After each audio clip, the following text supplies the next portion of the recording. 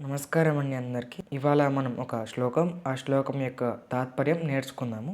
ఆ శ్లోకం ఏంటంటే, ఆచార్యాత్ పాదమాదత్తే పాదం శిష్యస్వ మేధయా పాదం సబ్రహ్మచారిభ్యః పాదం కాలక్రమేణ చ. ఇది శ్లోకం అండి.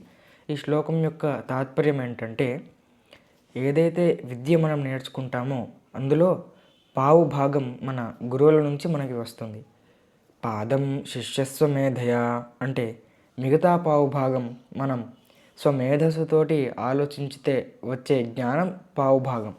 పాదం సబ్రహ్మచారిభ్యః మిగతా పావు భాగం మన సహచరులు ఎవరైతే ఉంటారో, మన చుట్టుపక్కల ఎవరైతే ఉంటారో, మన సహచరులు, మన విద్యార్థులు ఎవరైతే ఉంటారో వాళ్ళ నుంచి మనకి పావు భాగం జ్ఞానం అనేది వస్తుంది.